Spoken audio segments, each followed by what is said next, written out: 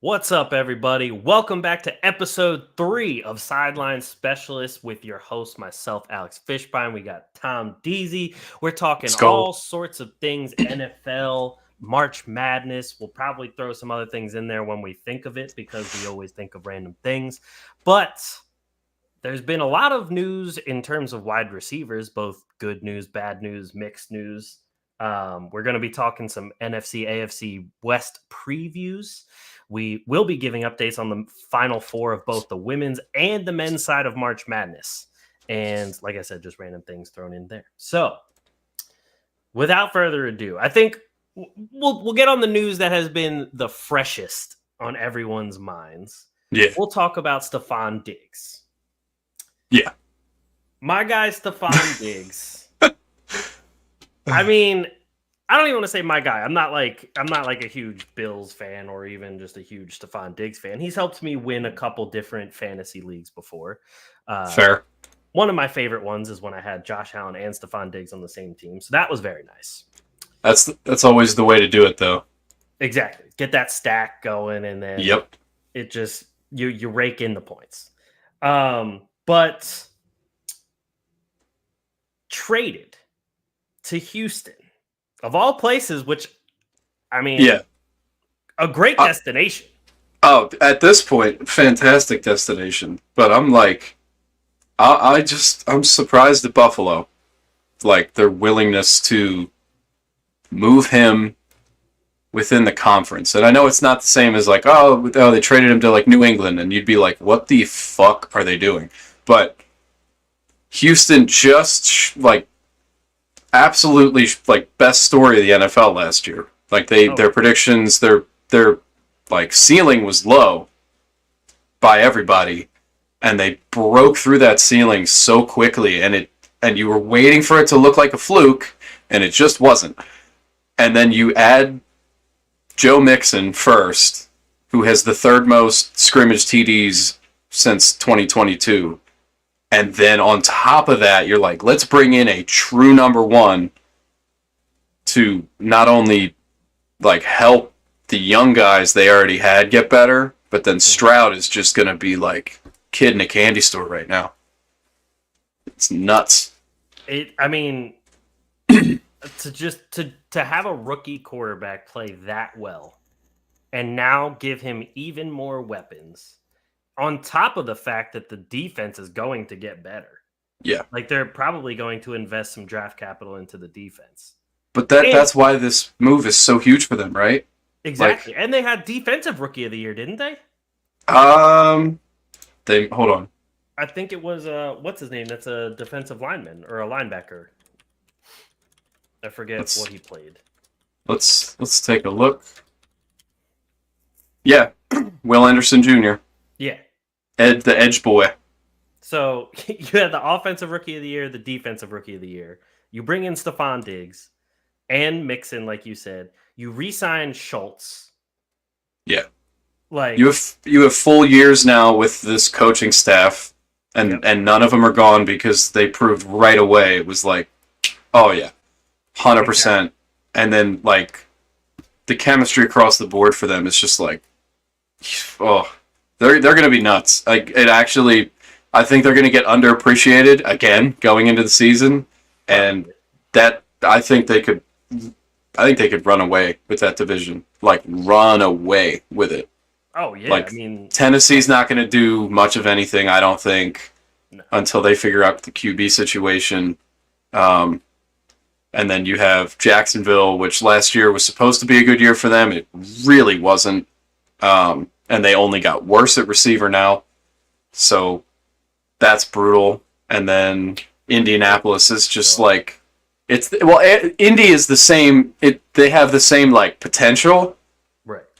In that if Anthony Richardson can be like the guy, and he showed a lot of flashes of it. Like the dude's skill set is great, but we have to see it. So I think so far, like free agency wise, this period, since we started this, and a little before it, obviously, Houston's like clearly winning at this.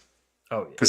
Because like they haven't done like a million things, but what they have done is just like obvious jump off the page, helps the team. So Yep, and it's like the Colts to me too is just like, even say Anthony Richardson does stay healthy, you still, now it's like a full season of incorporating Anthony Richardson into everything. Yeah. Because he only played a couple games last year. Yeah. But So- it was nice that he got to play behind Minshew. Right.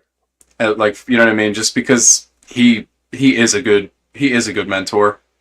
For sure. And he plays with I know he's like, his size and everything would tell you, oh, he doesn't play with a similar style. He likes being aggressive, and at least Richardson can take from that.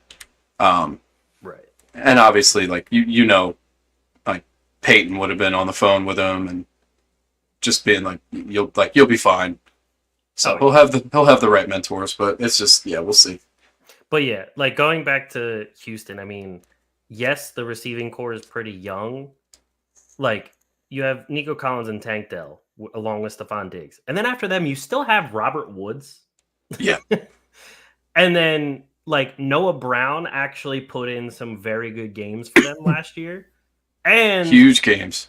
You still have younger guys in John Mechie, Xavier Hutchinson. Like, well, John Mechie's the one everyone's going to look at, and like, they're going to forget him because he was hurt his whole rookie year. Right. That dude, like, I mean, I'm going to refresh myself to be exactly positive. He was drafted.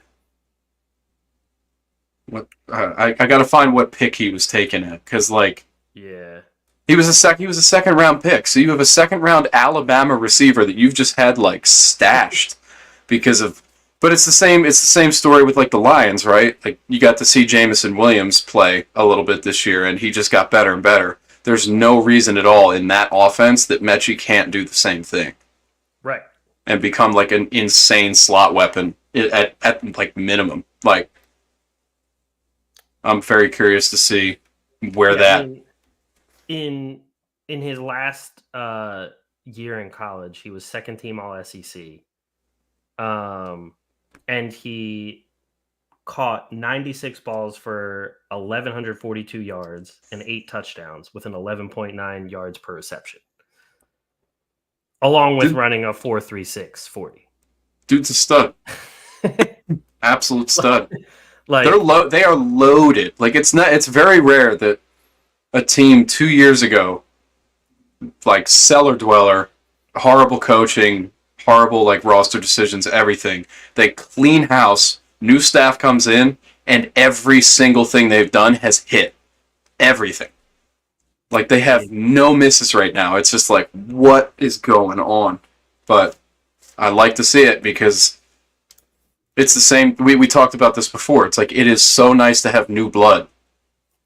Yep. Contending. Like the Lions being in the championship game, and they should have won. Yeah. Like, watching that game, they were up 24-10, and they gave it away. Like, that, it's so nice because I think Houston can be 100% a contender now, especially given just kind of like the landscape. So, super pumped for that.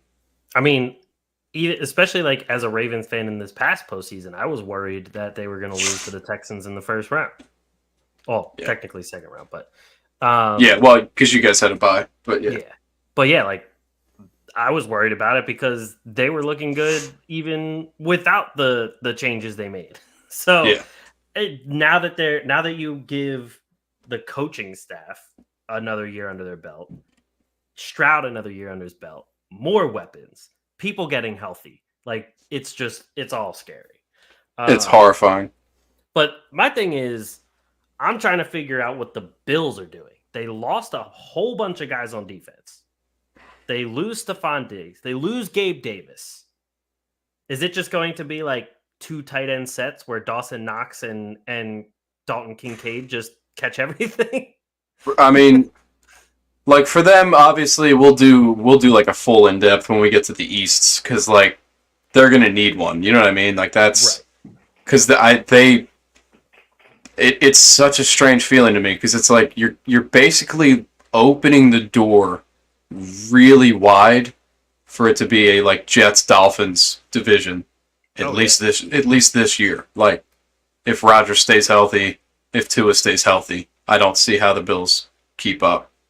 Right. I just don't. I know Allen is like he can make special plays, but if he has no one to throw the ball to, like, it's very weird that you would already lose Gabe Davis and then turn around and immediately trade Stefon Diggs too. Especially when not get anyone in return. Yeah, well, that's why I'm sitting here. I'm like, okay, you got a second round pick. I think we can guess what that's going to be used for. Right. Like, I mean, if they don't take one in the first, yeah. So I think it makes the Bills draft like outlook pretty obvious for the early stuff. I think, but true. Yeah. But even then, by the time you get to the second round, a lot of those top names, like you and I were talking about it when we were talking about our mock drafts in the last episode, a lot of those top names are going to be way gone by then. Yeah. And so when you get down there, it's more of like the dart. I don't want to say exactly dart throw because usually second round picks are usually still pretty good, but they're not Stefon Diggs. Well, I'm going to, you know what, based on that comment, I'm going to pull the exact reason why this is a gamble because the Eagles have had second round wide receiver picks. We took fucking Juju Smith-Schuster right before DK Metcalf. So it's like you really do need to do your homework. And I know the Bills do know at this point. They didn't used to know how to draft a receiver to save their ass. But like I think they could find a guy that could slot right in and be like very productive, but right. It's like, such a coin flip. And like, I mean, obviously the Ravens aren't known for drafting wide receivers, but they've had first round draft pick wide receivers that have turned into pretty much nothing. I mean, most recently being Rashad Bateman, other than Zay Flowers, which obviously has been a very solid pick so far. But he's the first one in a long time. And that's the whole thing. It's like it is a gamble, and this year, like obviously, with the amount of receivers that are going to go first round, we will see who picks right and who picks wrong this year. And some of the receivers, it won't be on them. Like the Giants are going to take a receiver. I think his numbers will be underwhelming because they have Daniel Jones. Like that's where they're at, and their run game is significantly worse now. Whether they want to own that or not, still. It's whoever they take is not going to look the way you would think he would look for where he's taken. And there'll be other guys. Like if Marvin Harrison Jr. goes to the Cardinals, obviously he will put up less numbers than he would if he went to a team that had an established O-line and everything to protect the QB. So like it's all grain of salt stuff. Like you got to just kind of sit there and breathe and be like, look, we need the rest of the team to come together. And then we will see these guys perform. Exactly. But yeah. I mean, and just real quick, like looking through some of Buffalo's like draft history with wide receivers. Now, some of these are like very low round. Like just the past draft, they drafted Justin Shorter in the 5th round. He hasn't played at all. I don't know if he's even on the team still. Khalil Shakir was in the 5th round 2 years ago, which he's been all right. He like not terrible, but not but it's like what you want from a 5th. Yeah. Right. They took Gabe Davis in the 4th round in 2020. So that's probably been their best wide receiver pick like since then. Yeah. But then before him, they haven't taken a wide receiver really that high except for 2017 they took Zay Jones in the 2nd round. And that was a big miss. Yeah. He's not even on the team. So, no, he ended up on the Raiders, and then I don't even know if he's on Jacksonville now. Yeah, but that's like to be 2017 draft pick, and I think he's on his like 4th team. It's like and you were a 2nd rounder. Like you're the kind of guy like they're taking you in the 2nd because they want you to be someone for a while, and clearly, big miss. Yeah. So and you go through like Sammy Watkins in the 1st round in 2014, miss. He was a 1st round. He was okay for like 2 years, and then it was injuries, and then it was just like he could not play to the same level because now he's been on like Green Bay, Baltimore, Kansas City, retired now. I think literally retired. I think, but been everywhere. Yeah, which to be fair, it was 2014. It's 10 years, so he probably is okay to fully retire now. So true. So then you get down to finally 2013. They drafted Robert Woods in the second round, which has been their best wide receiver draft pick. Because if you look at Robert Woods, everywhere he's been, he has been a guy that you're happy to have. Right. Like, he was good on Tennessee for their 2 years where they were like number one in the AFC record wise. He was good on the Rams. Like, I mean, yeah, because he was on that Super Bowl team, I believe. I think so, yeah. So like, he's a very solid player, and I think 2012 they took Stevie Johnson pretty early, if I recall. Or was that 2010? Yeah, that was. It was close to one of those, just either 10 or 12, I think. Somewhere around there. Actually, it might even be older than that. It might be 09. But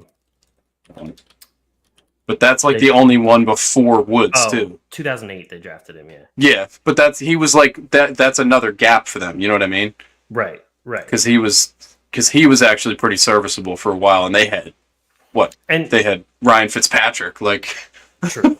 And just like that same draft, they drafted Marquise Goodwin in the third round. Who is still around, but like nothing to write home about.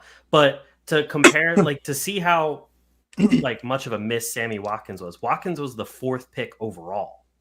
Yeah, no, they literally thought he was the next coming of Christ. Like exactly. And Robert Woods, only 1 year older, has 300 more receptions, 3,000 more yards, and 4 more receiving touchdowns. Yeah. So it doesn't look great for them. No, Sammy, his rookie and like second season, jumped off the screen. Like he looked like the dude. It looked like, oh, they did it, and then he got hurt, and it was like he after the injury he was never the same, and then he just like couldn't keep his weight off. Like he just got big. True. So yeah. So we'll definitely go into Buffalo more when we get to that division. So let's move on to not good news. Rashee Rice. So obviously in a lot of trouble right now. We're just going to put the disclaimer that everything is alleged because the law. Well, ESPN has a post today. Or from maybe whenever this got updated, but it says Rashee Rice was in fact driving the Lamborghini at the time.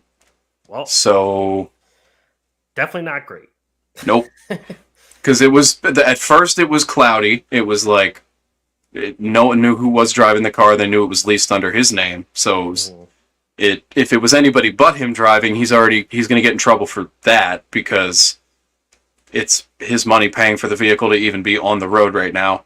But now it's his own lawyer saying he's in there, which we'll see if that's true. Because obviously they're going to strategically try and shape this to give him the least legal penalty because for sure. Why just be honest? But either way, not good. And for a young guy who's literally just trying to establish his feet in this league, and I know he had a great rookie season, but you need to.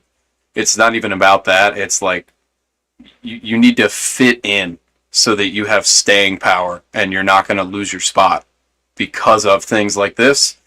And obviously, it was his car and then a Corvette or something were racing each other.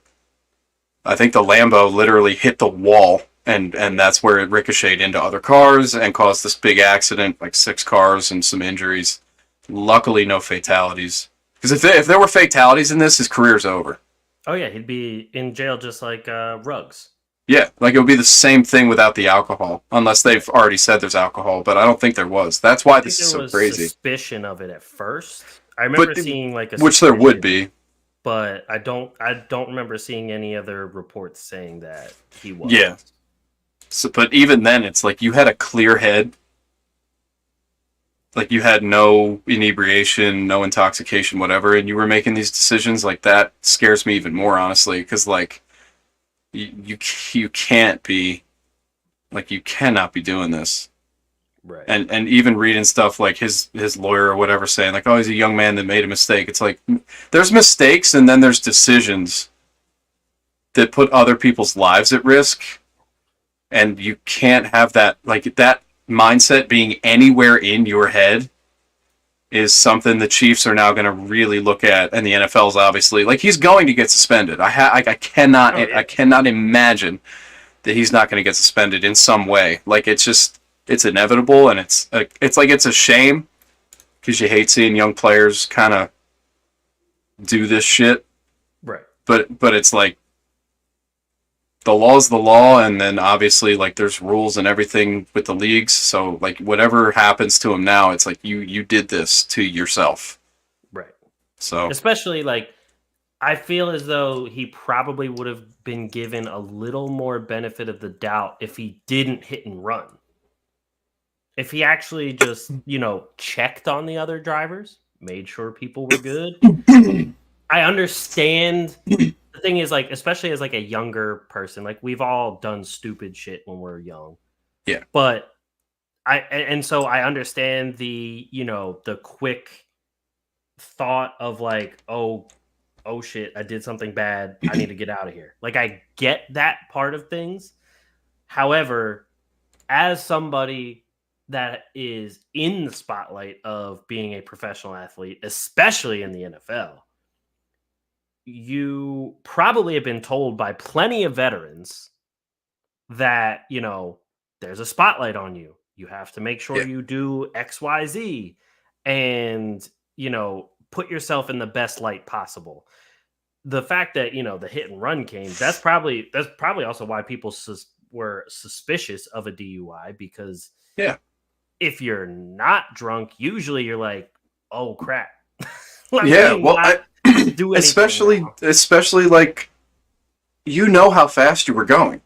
Like, if you hit another car, like, that's gonna, like, there's instantly right there, whatever the first car you contacted, like, they might not be alive, and that's why it pisses me off. It's like, I know you're young, adrenaline, everything, like, you at that age, that as soon as adrenaline gets pumping, you don't really have the, like, wherewithal / maturity.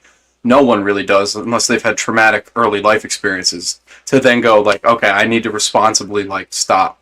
Right. But you should never put yourself in that situation in the first place. Like, if you want to drive a car fast, go to a track. You have the money to rent a track. Like, just go do that. Right. No excuses. You're an NFL player. Like, that affords you many special opportunities that other people can't. Yeah. You can easily ask a track, like, hey, can we, like, bring these cars and race them? And the track would probably be like, sure, if you make a post about our track, we'll let you. Yeah. So, like, but it's all these things he could have done differently.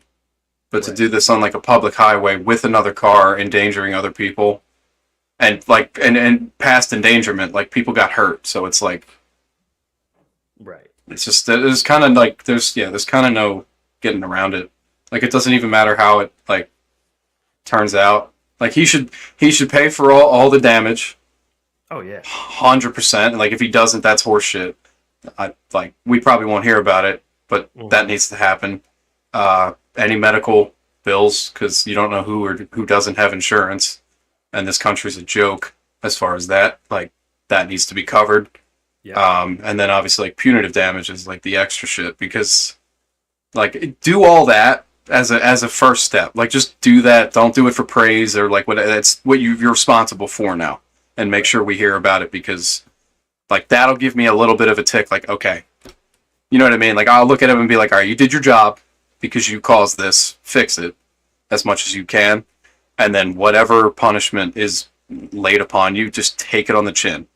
Exactly. Just take it. Don't complain, because you got to just own up to this, and it'll make him a better person. And if he still has the shot to play, you know what I mean? I would expect that he would not mess up again. So exactly. And that the issue lies in, if it happens again, then every team is like, but that's what giving you a third chance. This is one of those, like, offenses that's like, once, if it happens again, like, it's completely over. Like, the book's closed on your career. Like, that's it. So right, exactly.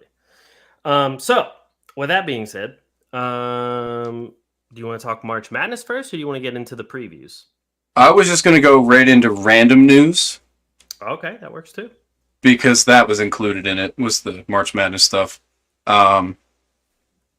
So both Iowa games. Yep. Woo! Yeah. That was some television. Holy smokes. I mean, what was the peak viewers on the LSU game? Like 13 million? Something like that. That game was... Ever for a woman's sport, I think, in general. Yeah.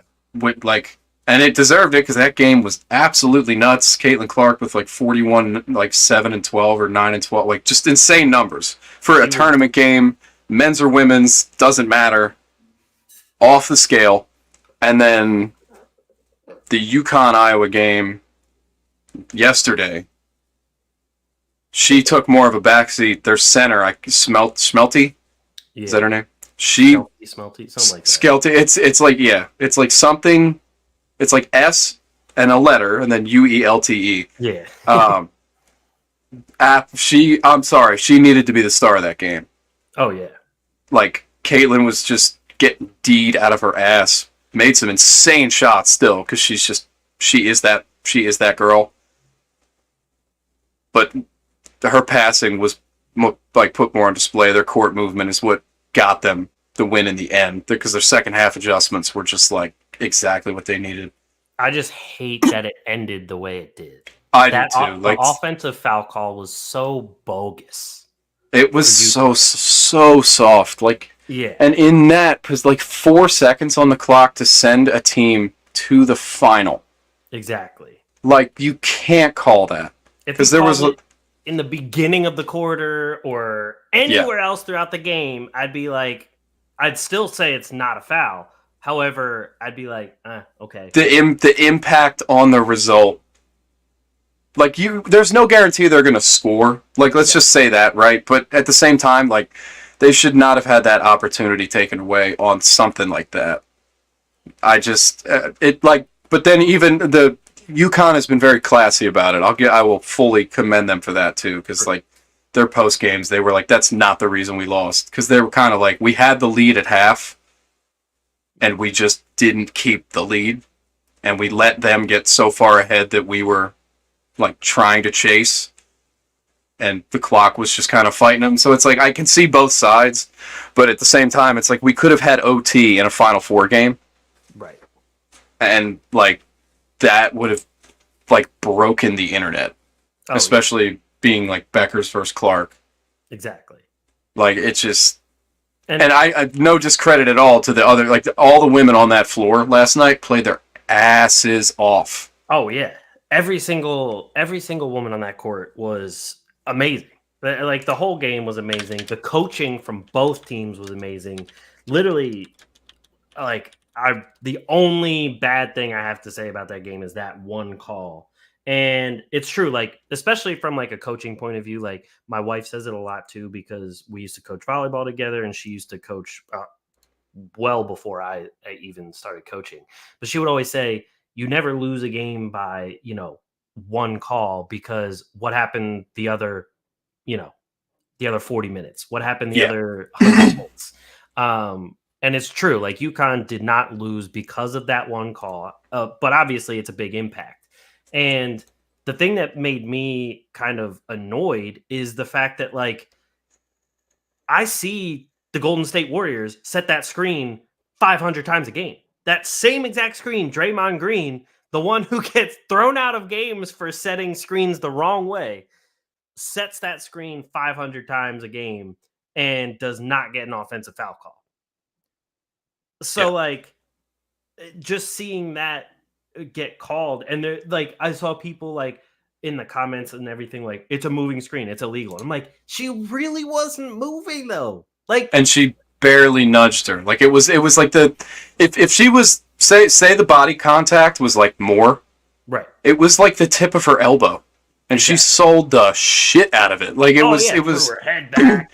Yeah, and then does that like walk into the fucking stands screaming shit like she did something like. Oh, that's where I got so fucking mad. Was she pointed and pointed like, oh, it was an offensive foul, and then walks over doing all this shit. Like, you didn't do anything. You got bumped barely. Like, relax. Right. And that's the thing is like, I know people will talk about like, oh, double standard because like I'm a Joel Embiid fan. However, I hate when Joel Embiid flops. I hate it. Oh, like, hate it. We're I'm not right like there with everybody. it's one of those like I look at Joel and I'm like, you have the skill set to probably not need to do that, but he's just intelligent and he knows the way the game is today, so he's going to use that to try and win. Exactly. I'm sorry, like, and it's easier for him to sell because he's fucking humongous. Exactly. Like, so, and he knows it. So he's a good free throw shooter. So why would he not want to score points? Right. Like, that's just that today's NBA allows that. If someday it does not, I'm sure we will see his game change because he's not unadaptable. Like, it's and that's a big reason why his playoff performances change, because sometimes he gets a little too caught up in trying to flop, and in the playoffs they don't call it. But without trying to go too far on the sidebar, I don't fault I forget her name. I don't fault the girl from Iowa like trying to do that and getting Gabby Marshall. Yes, Gabby Marshall. I don't fault her for trying to do that because it worked and they won the game. Yeah. However, don't celebrate, yell in the crowd and everything as if you made some diving steal play and all that kind of stuff. Like, take that play, celebrate with your teammates, and take the ball and celebrate that you're going to the finals.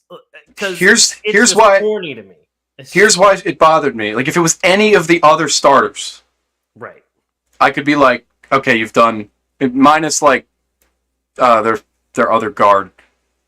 Like it's Stelky. I looked it up. Oh, so she was 9 of 12, 5 of 7 from the line, 23 points. She led, I think, the game in scoring. Yeah.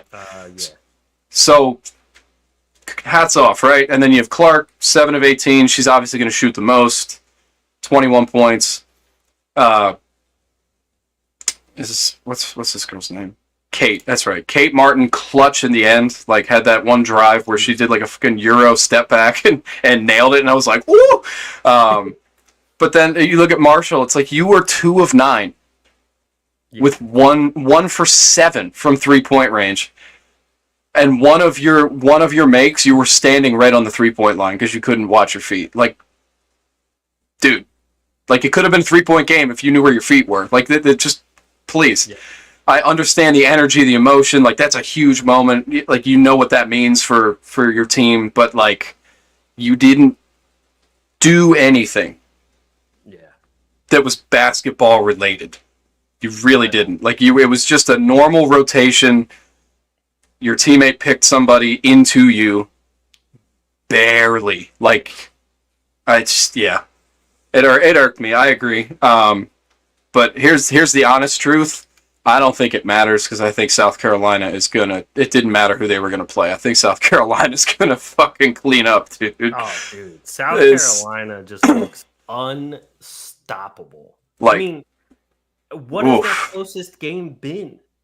I don't know, but I just look at their record and I'm like, bruv. Indiana had 4 points from Indiana. That's the only game in the tournament so far that has been a single-digit difference. Yeah. And I'll look at the regular season too, like a 9-point game against Utah. Right. And that, like, the other ranked opponents they played, like Notre Dame, they beat them by 29. Maryland, they beat them by 38. Yeah. LSU put a good game against them, which obviously LSU is like, they are a top team, so we would expect a good fight there. They beat UConn by 18.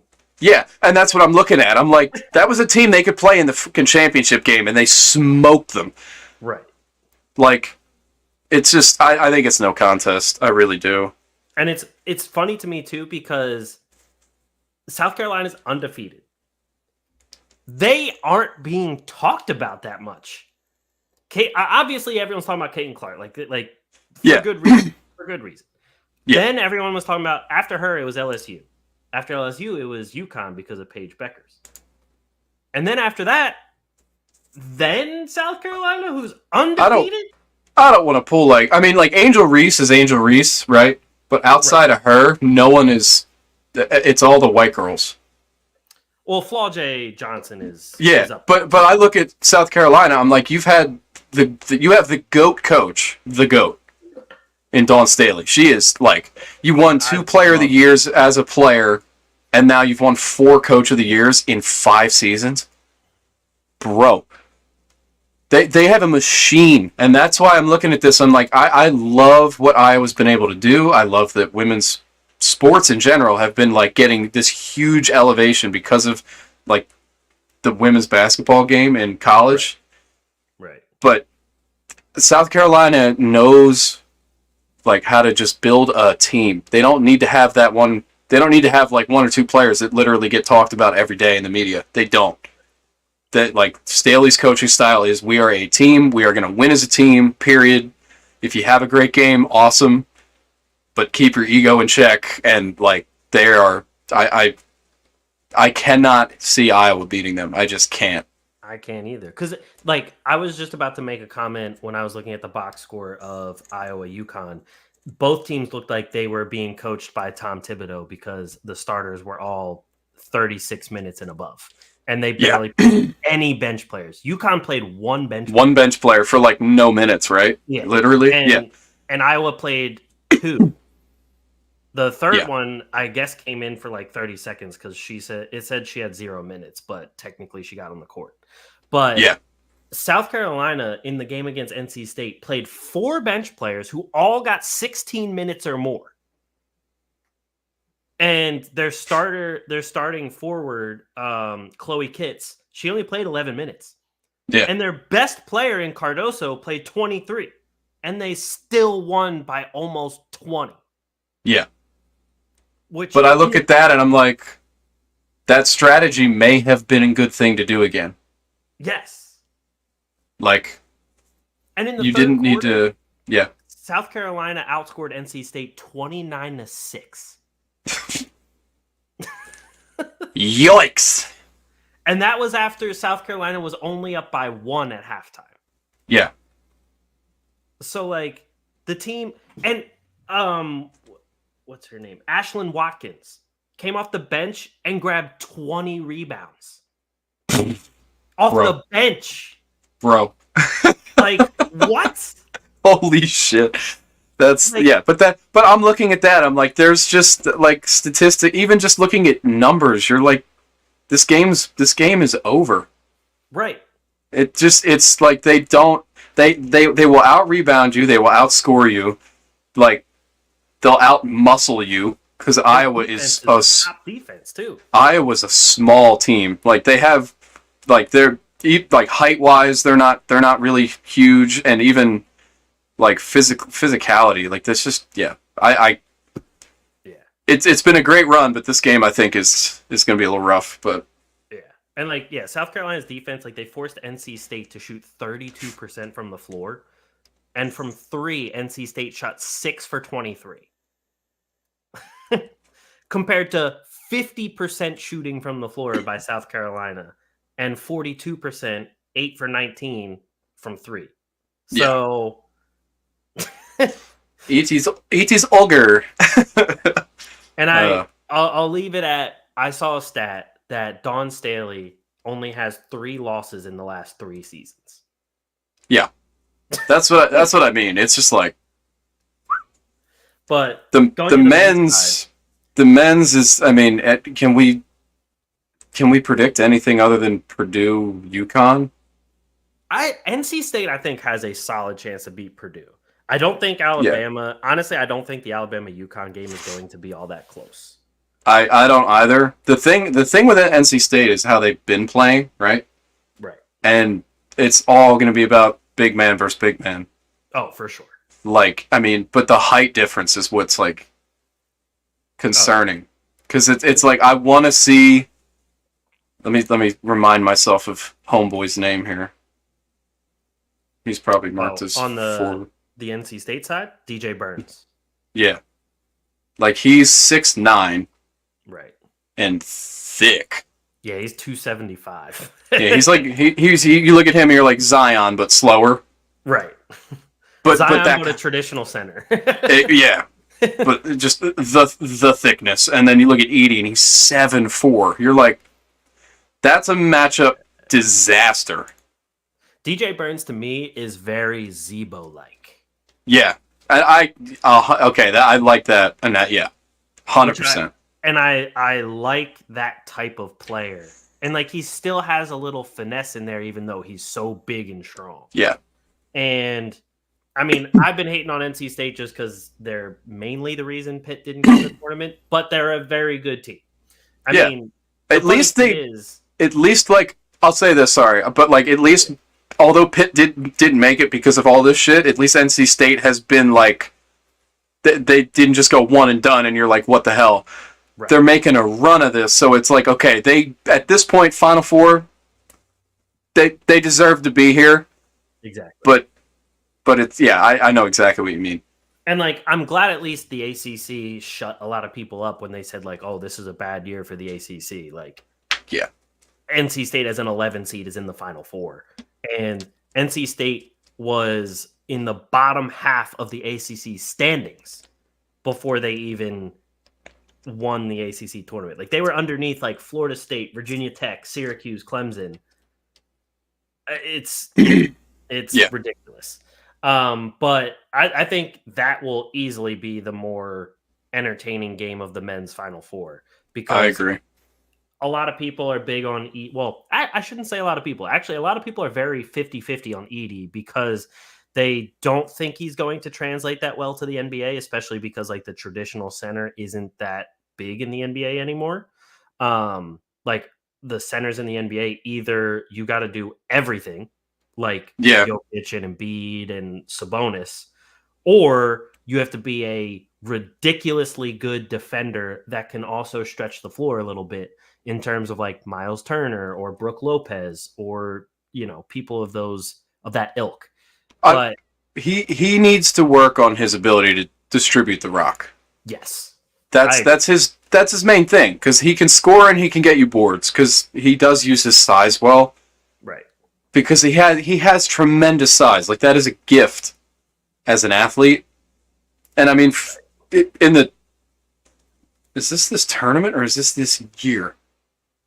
What, his stats? His 3-point percentage on ESPN is 50%. Like, for the year. Yeah, I see that too. So I'm like, you have these things, right? So he can translate his game if he just trains with the right people. He's only attempted 2 threes all year. But like, okay, that's good to know. But like, at least he made one. Right. Because that could just say 0, and you'd be like, oh, we're hopeless, we're doomed. True. But like, he can easily just practice and train with the right people and kind of develop a sense of that, because he can see the whole damn floor. Right.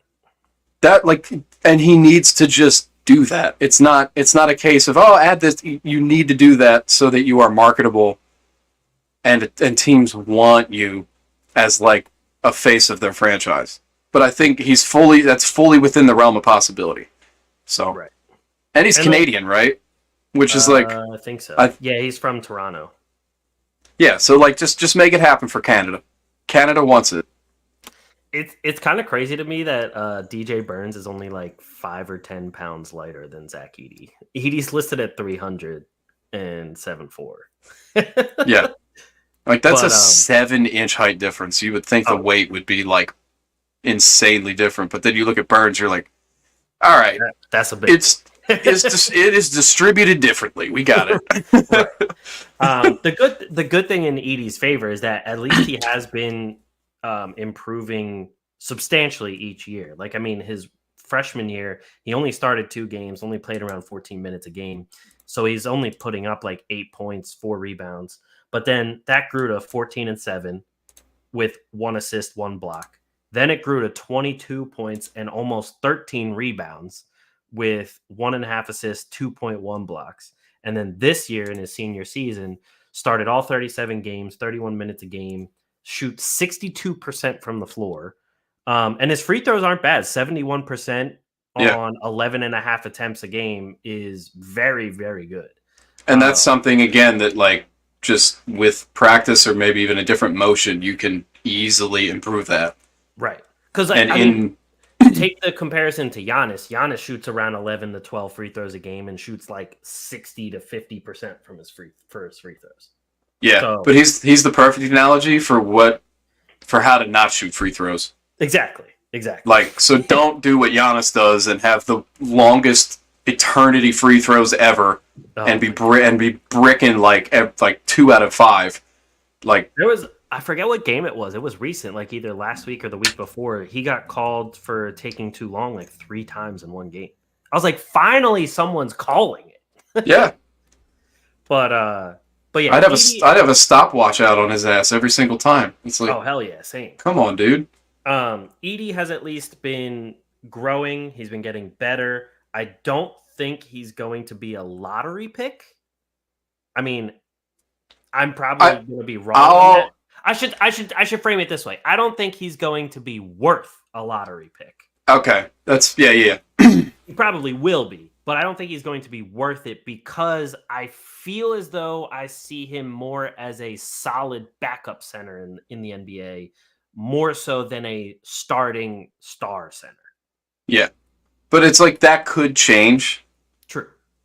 But yeah, odds are I would say it won't. But like we can't predict that. Like we have to see like what his off season is like after this ends, like who he's going to get in the gym with, like it all his decisions from now until that like matter enormously. And I see exactly. I would say he'll go like logically top 20. Right. But that would make sense. But I would say the 15 to 20 range based on what he is right now is probably where he should go. Right. But again, it's just about what team is on the clock and what they value and who's been taken before, because sometimes you're that team that just gets kind of screwed over and all the dudes you were thinking about are gone and you go, all right, you start looking for a project.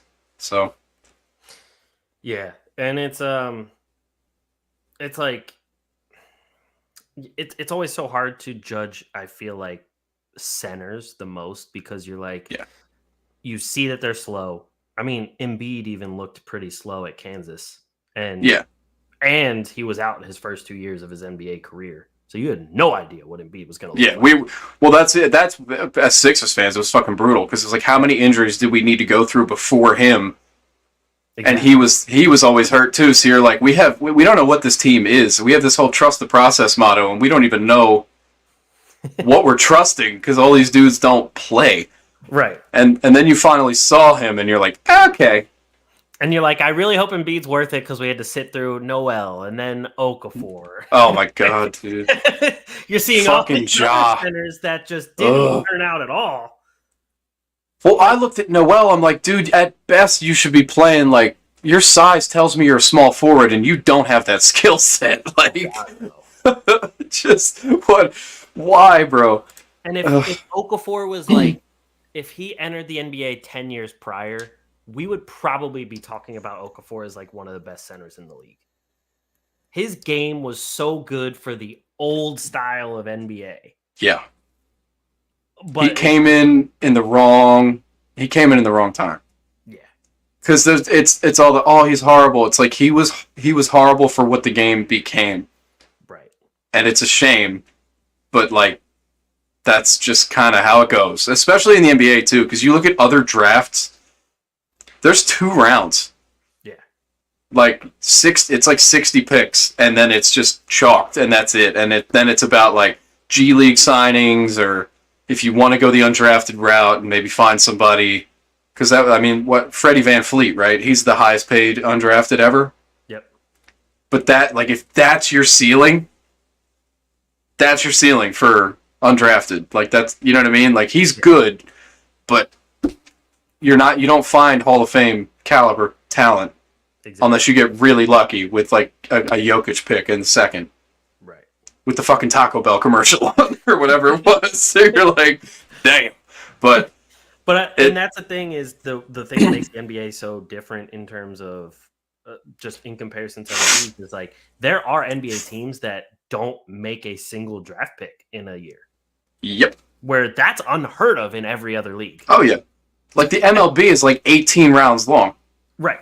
because you have to fill out all the minor league teams. Like it's such a whole different feeling and mindset as a drafter in the NBA. Like if you have picks, you have to nail them.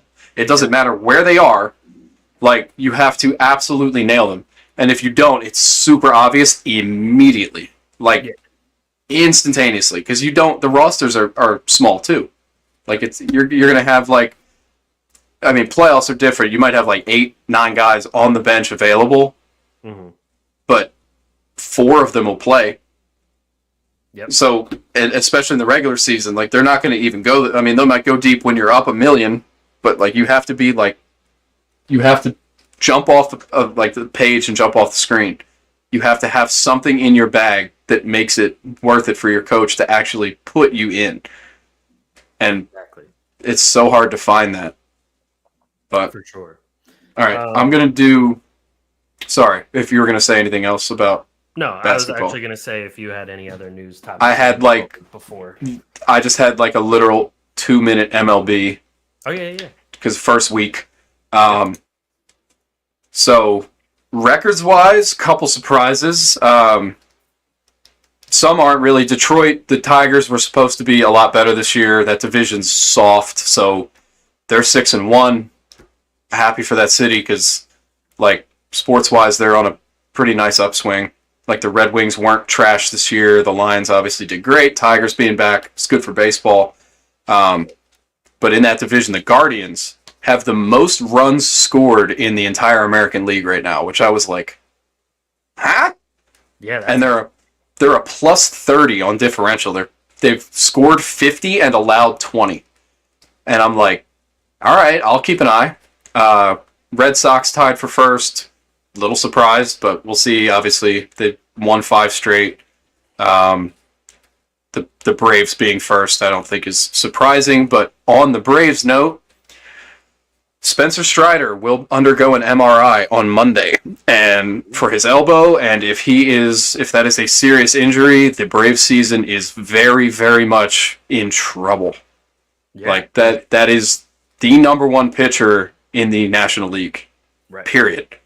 And it's not looking good either. Like he got pulled from that game and was in visible pain, and like usually it was 100% his elbow, and that's why everybody's like, oh shit, because especially his style of pitching too. Well, he just throws gas, like, so that's going to be tough. I hope, even as a Phillies fan, I will never in my life wish an injury upon somebody ever. I hope he's okay. Hope he gets to come back and compete. The other injuries I wrote down just as like of note, Josh Jung for the Texas Rangers. Very promising young player, will be out 8 to 10 weeks, so that's a big loss for them. Luis Robert obviously was the AL home run king last year for the White Sox. They weren't going to do shit. They're really not going to do shit now. It's a hip injury, so that's one of those you can't timeline because the rehabs are wild for hip injuries. Baseball's like all hips. Yeah, and he's a center fielder, so he is all hips. Like he needs to be able to burst in direct, like side to side. Yeah. And then Trevor Story for the Red Sox hurt again because that is his story. So sad. But yeah, the first week's been really fun. I wanted to get your quick opinion. Go ahead. You probably know where I'm going with this. Oh boy. So all right, I'll take heat for this. I fucking love these. And for those that might be listening to the audio version without the video, I brought up a picture of the Phillies City Connect uniforms because if you're not from Philly, these have gotten a lot of flack from Philly fans. All right. Let me dive into this, all right? So Philadelphia is a place where criticism is easily thrown out with no justification whatsoever. And baseball is always touchy. And the whole idea of the City Connect uniforms is a very new thing. Because baseball was the one sport where jerseys were pretty like sacred. They were one way or they weren't. your team had its colors, they had their home and away, and that was kind of it. And they've dabbled a little, like the Phillies in recent years. They have the cream colored day game jerseys. Love those because they're super classy. These I love for multiple reasons. So, one, they have little intricacies noting like the Liberty Bell cracks. Yep, I think they have a thing about that. Hold on. Oh, there's like a full So, the colors are the city's flag. The city of Philadelphia flag is these colors. Yeah, I'm glad you said that because I did not know that. Yeah, so that is literally like that's what makes these perfectly acceptable right off the bat. Is all the people who are going, oh, it has nothing to do with it. It literally is the flag of the city that this team is representing. So, colors, fine. I love the blue up here. Mm-hmm. That I mean, it says it up here, but like that's for the fact that Philadelphia is known as a blue collar city. That's what that is. So you have a jersey that is behind the flag, has a bunch of different designs. The font, I think, is based on something. Yeah, it's supposed to be like the documents, like literal, like old school documents. Like the Declaration. Yeah, like just all that stuff. Like that's what that's supposed to be an homage of, which it is. I like everything about it. Like a lot. Like I will 100% be buying probably a couple of these. Okay. Like 100%. I think it's perfect. And then to sit here and be like, it has nothing to do with anything. It's the same colors as the fucking Union, because the Union based their shit off the Philly flag. So it's like it's not like it's some crazy far-fetched thing. We literally have a professional sports team with these colors already. Like it fits. So my first reaction was, this seems, no pun intended, way out of left field. Like I was like, this just seems so far away from the norm that I was like, what's going on? But most City Connect jerseys are, and that's true. And that's what I like about them. Is it like we have our classic colors, and you know what I mean? Like that will never, that probably won't go away. Obviously, we've made big changes before, but like this this fits to me. And then the other one too. Do you remember the Eagles' ancient jerseys? The ones the 75th, the blue and gold. Oh yeah. That was the Eagles' original colors. That's true. And here they are again. Like it's just everything about it literally has a heritage or something that Philly's done in the past that they're pulling from. Yeah. So I get what you mean too, though. Yeah, when they started like describing it and I started seeing more of it, it started to grow on me a little bit more. And to me too, when I finally like took these jerseys and removed them from my vision of the Phillies in terms of red and white pinstripe, cream color, the baby blue with the maroon. When I removed that from all of that, instead of grouping it all into one, it made me appreciate them a little bit more. Yeah. And my favorite part of this is by far the hat. I love the hat. The hat is phenomenal. Belt.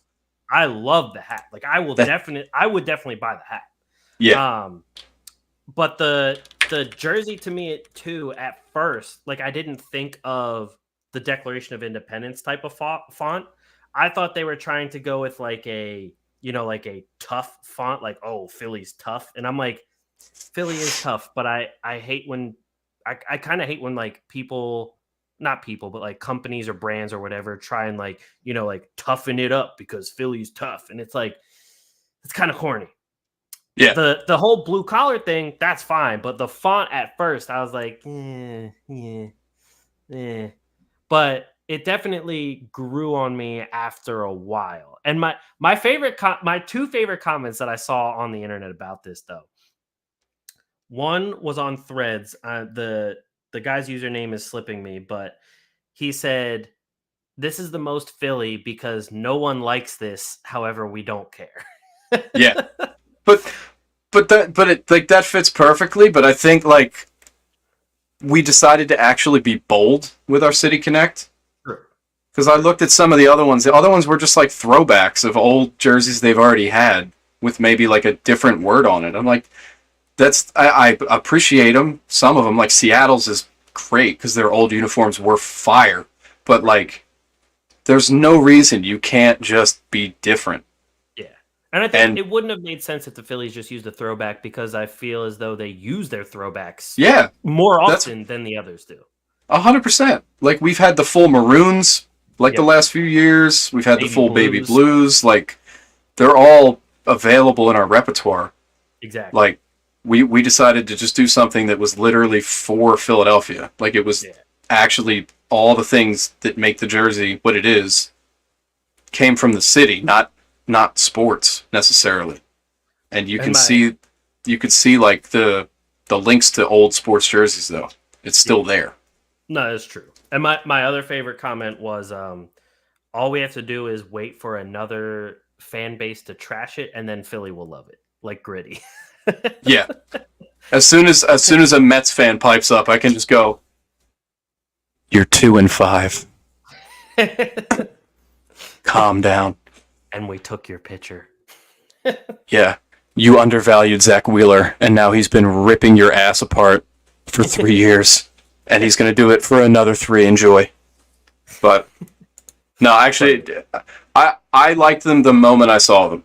Like, instant reaction was yes, because I could see, I noticed a couple of the things, like, instantly. I was like, okay, I know the colors. And then they showed the love patch, and I was like, okay. And then when they posted the detailed thing, and like you could see all the different little intricacies, like they really thought about it. They didn't just go, "Oh, here's the thing." Right.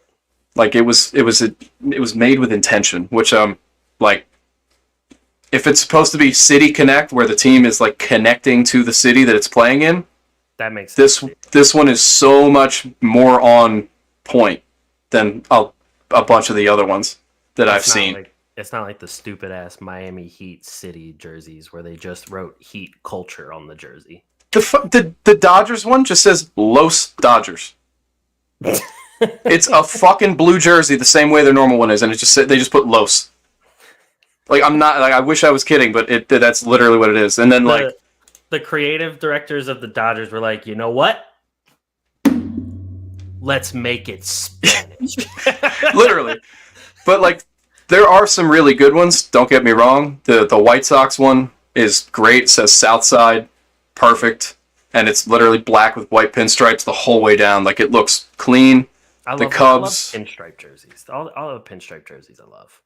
The Cubs one is a mix of 3 different blues, says Wrigleyville, perfect. But my favorite one before...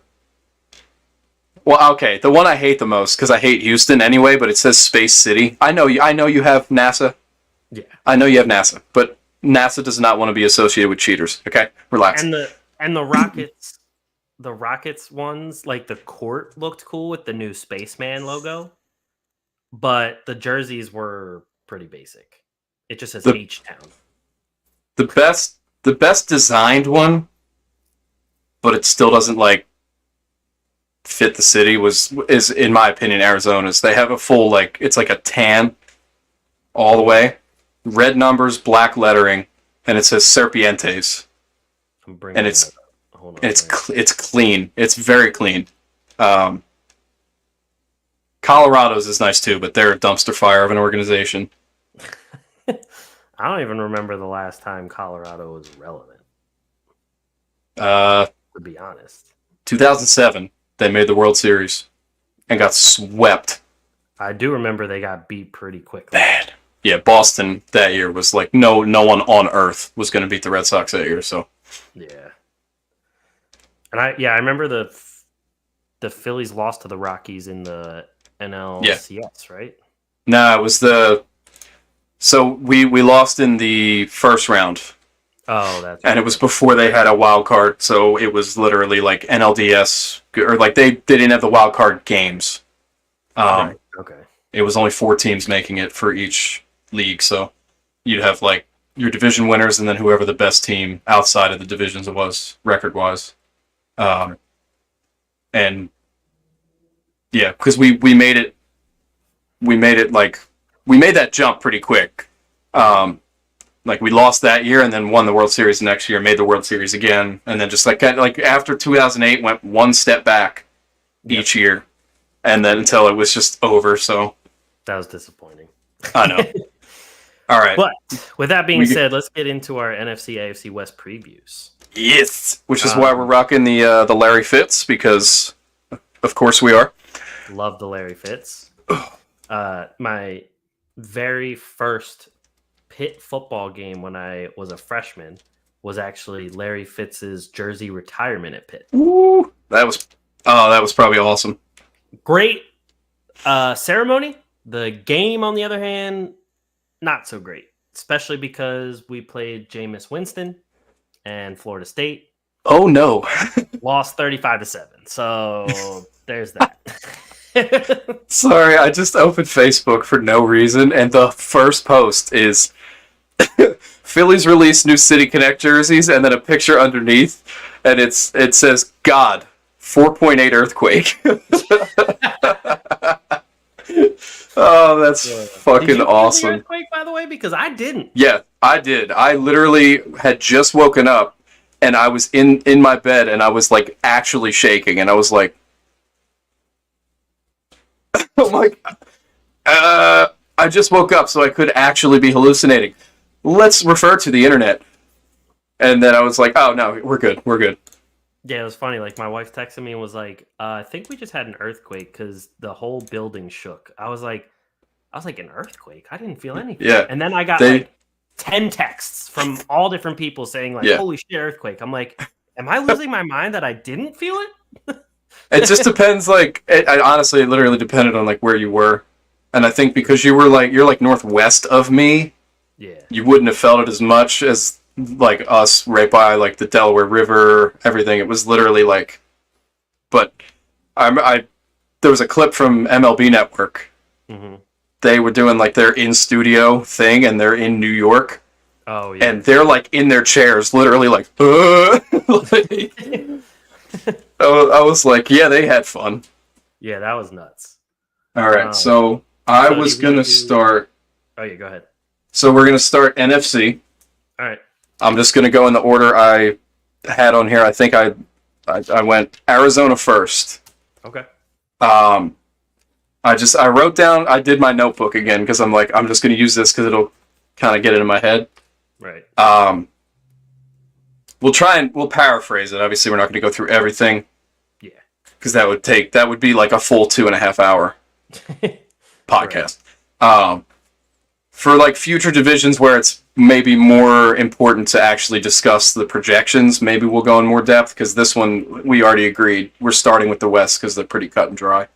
Right. So for the Cardinals, the main things I wrote, like, we'll just look. You got Kyler Murray starting at QB, James Conner starting at running back, and I like him a lot. I'm very high on James Conner if he stays healthy. He is an absolute yards after contact monster. But then you get to receiver, and it becomes very clear why every single mock draft on earth is telling you they're going to take Marvin Harrison Jr., because their number one right now is Chris Moore, who they just signed. Because they traded Rondale Moore for Desmond Ridder to be their backup QB, and then obviously traded Marquise Brown, or released, however that went down. So it's very clear what they're doing. That's fine. Zach Ertz is gone too, so tight end's a little like, because they have Trey McBride, and I like him, but McBride's really good. Exactly. Yeah. It's after him that they should be like, if McBride gets hurt, they are shocked. Yeah. Probably why they have 5 tight ends at the moment. And then their O-line ranked 28th last year, and they took a good step. They drafted Paris Johnson Jr. He looks pretty good, but it's a 5-man front.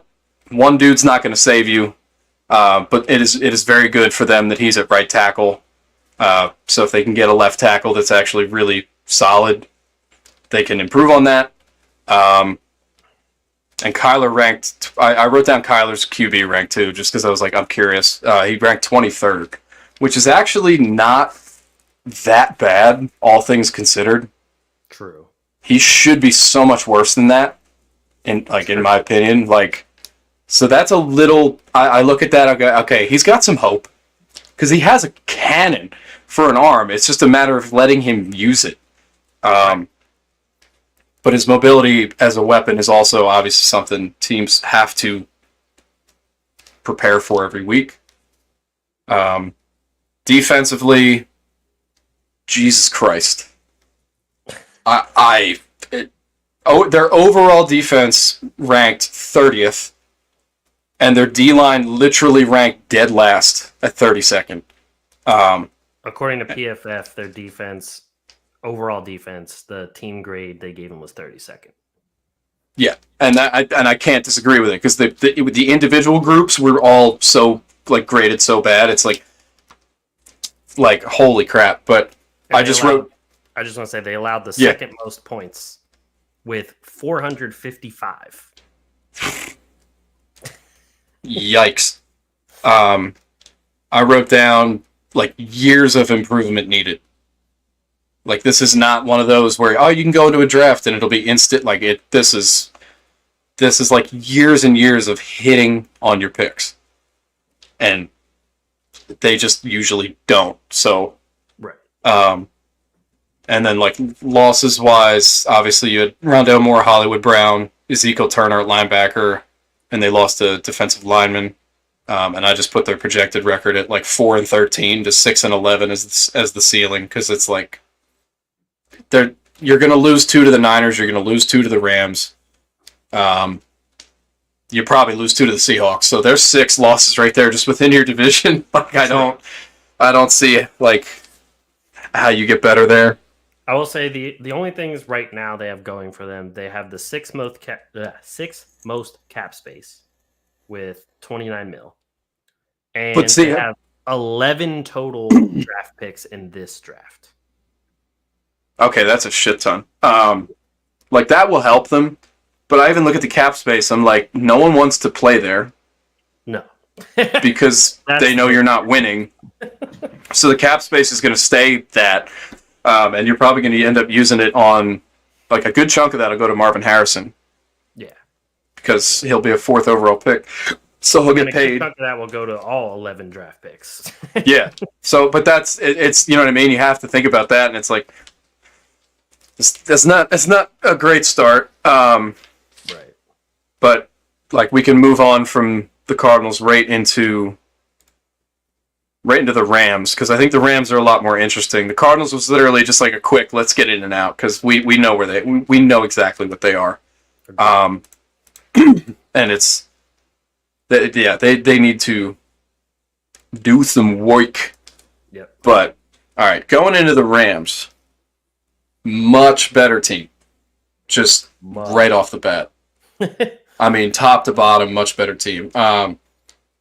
You have Matt Stafford, who ranked 9th last year, and he's not young anymore, but the dude's still, 9th in this league with who we have now. I mean, literally love that guy. Kyron Williams, super young running back. You still don't know exactly what you're going to get from him, but the potential is very evident.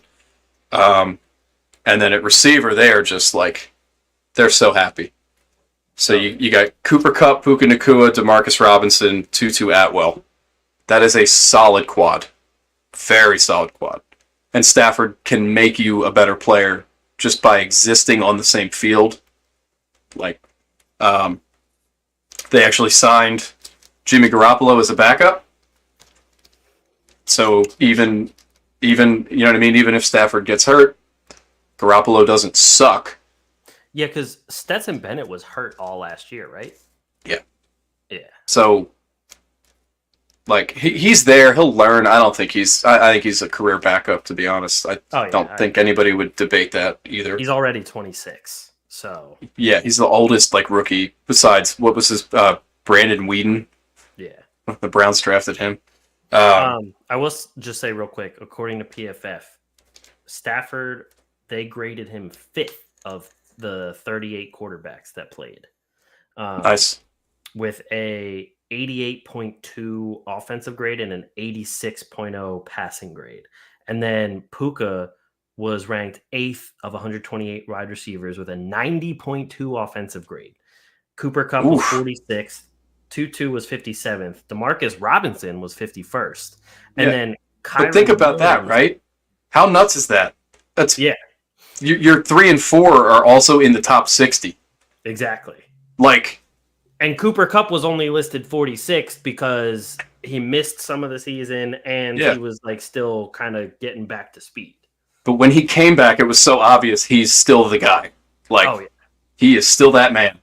And Cooper Kupp, they ranked 10th of 59 running backs with a 90.5 run grade. Yeah, because he's a beast. But it's just that it's one of those, like, I want to see it again. Right. Right. That's the biggest thing. Repeat the performance or improve on it, and we'll be like, I will immediately be high on you. Because there are a lot of guys that have a 1 year flash and then kind of just vanish. His physique and his athleticism, though, I think is why it's like he'll still be good for a while. I agree. Their O-line, I was using Pro Football Network because I don't feel like paying for PFF, as we discussed. Their O-line on there ranked 12th, which that's solid. Very solid. That's play. I mean, if we're going by just there's 12 teams that make the playoffs, right? Yep. Or 14. It's 14 now. So you were in a you had a playoff level O-line and QB and receivers and running back. So like offensively, you're like sweet, and you still have Tyler Higbee. So the chemistry's there. If you want to talk about their defense for like a minute, I'm gonna go use the bathroom. Oh yeah. There's a lot of things that I like about their defense. They still do have some high-ranked players. However, the thing I like the most is the addition of Cam Curl. The Rams, or sorry, PFF ranked all of the free agents, and Cam Curl was the 22nd ranked free agent this past offseason. And adding him to a defense that already, I wouldn't say the defense was amazing, but the defense did produce enough to propel this team to some wins. I mean, you have Kobe Turner on the inside, who was 10th ranked, according to PFF. Ernest Jones as a linebacker was ranked 13th. He graded out to be an 86.2 for run D and 83.1 for the pass rush. His coverage could use a bit of work. So Ernest Jones, but at the same time, Ernest Jones is only 24. So still have plenty of room to grow in that regard. Darius Williams at corner had a good year. He was ranked 13th out of 127 corners. The defensive back area was probably the biggest need to improve, because you got people like Darian Kendrick, Kobe Durant, Quentin Lake. Quentin Lake had a decent season, but Kendrick and Durant both had subpar seasons. They're just barely in the top 100 of last season. So the fact they added Cam Curl to also go along with that is going to go pay big dividends, especially because when you look at their safeties, Jason Taylor II, I mean, he didn't really play all that much, didn't do all that much. Russ Yeast, he ranked 81st out of 95 safeties, so not really going to be anything to write home about. But the big issue, obviously, that everyone is going to talk about with the Rams defense is the fact that Aaron Donald retired. So that's going to be the big thing that everyone's going to talk about. However, like I touched on, Kobe Turner in the inside was ranked 10th of 130 inside defensive linemen with an 81.2 pass rush grade, 83.2 defensive grade overall. However, his run defense and coverage, those both have been a little subpar. They're down in like 68, 62 region. Bobby Brown III, though, also ranked pretty high. He's in the top 30, grading out to be about a 72 overall, but could still improve on rush and pass D. So I like at least the Cam Curl signing, but there needs to be a little bit more attention to the defense, especially in the defensive back situation. So I think the draft is 100%. Like, they have to address that. Oh, yeah. And that's another thing with them, just like the Cardinals, they also have 11 picks. However, The Cardinals were more pick heavy in the day 1 and day 2, whereas the Rams have 7 day 3 picks out of those 11 picks. Okay. So what I some bargain bin shopping. Yeah, what I wrote for the Rams, I just wrote at the top, Rams D-line ranked 22nd on where I looked, and it said, Aaron Donald has now retired. Absolute disaster. And, like, because it's like you literally had one of the top 5 defensive players in the history of football. Right. Like, that's just how good he was. And I think even in 30 years, I don't think anybody will say any different. Like, you don't come in the league and be that good immediately and stay that good the whole time. Right. That does not happen. And on top of that, he made the whole defense better because if you have to triple team one defensive lineman, the rest of the defensive linemen are getting one-on-ones.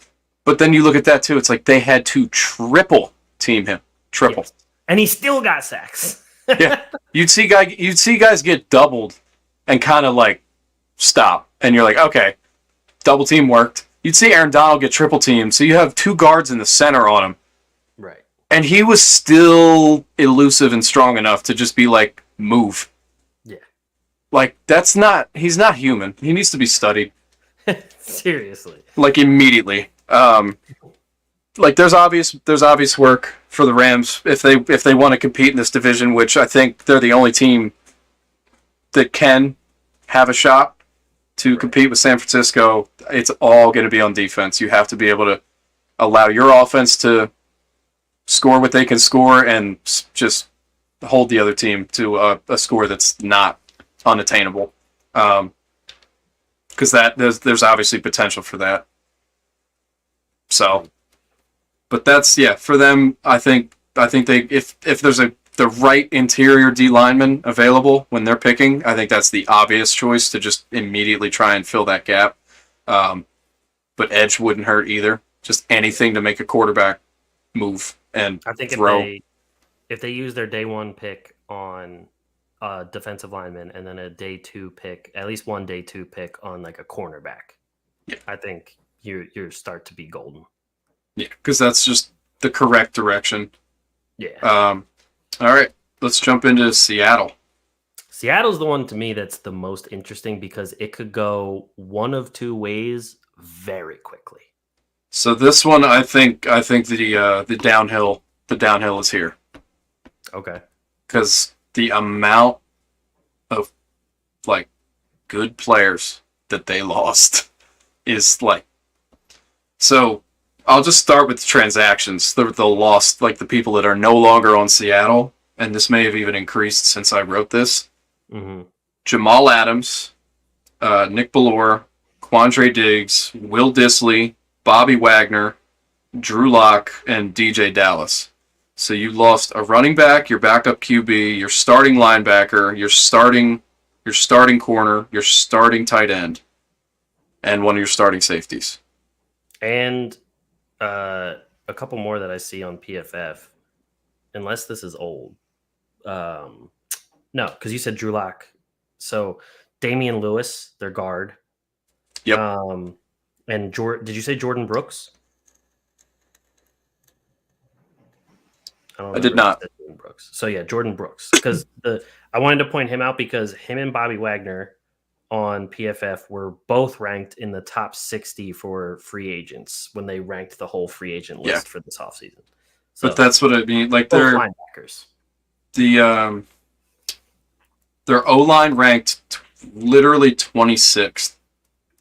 Yikes. Yeah.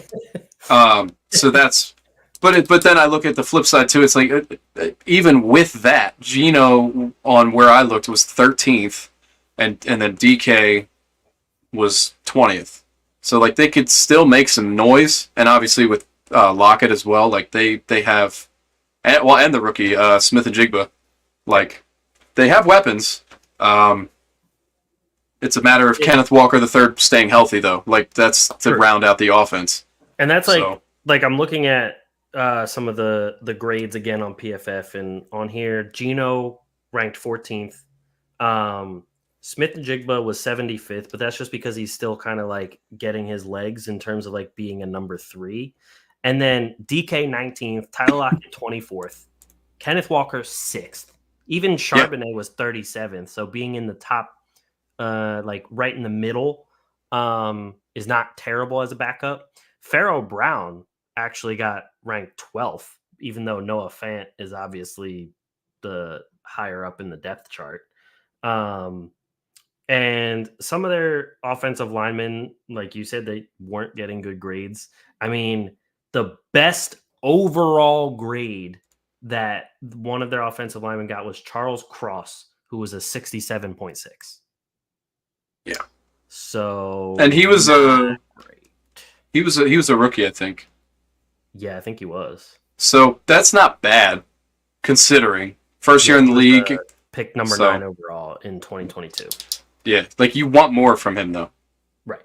You need more from him for the rating or for like where he was taken. You need more. Sure. And then defensively, obviously, like they lost so many guys, and they were like heart and soul guys. You know what I mean? Yeah. Like it wasn't just like, oh, it's just some guy. It's like it was Quandre Diggs, who's been there since he was drafted, good player.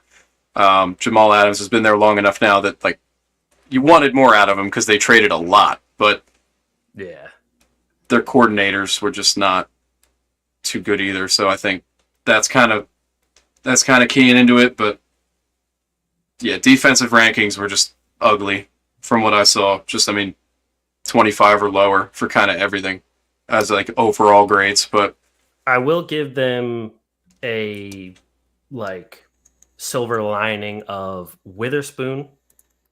Very good cornerback. Yeah. Woolen, I really liked him as well. Yep. Trey Brown was solid. Nothing like, amazing, but solid. Julian Love, very good. They added Tyrell Dodson, who, according to PFF, they graded him on an overall defense grade first out of 82 linebackers, which is a surprising grade to me. However, his pass rush grade was a 72, which ranked 21st out of 63. His coverage grade was actually 3rd out of 77. And his run defense grade was 9th out of 84. Okay, so he puts in the work everywhere. Yeah. But that's a good so they have cornerstones. It's just a matter of rounding it out because their D-line was like awful. Oh, kind of breaking news. I just got an update from Fantasy Baseball. Yep. Shane Bieber is out for the rest of the season. Oh boy. Tommy. There goes the Guardians. Yep. There they go. So. Oh boy, that's ass. I think he was on my fantasy team. I'm checking mine now. You said that out loud. That isn't great. Oh wait, no, we're good. He is not on my fantasy team. That really sucks. Cleveland big time. Let's see. But yeah, a little breaking news there.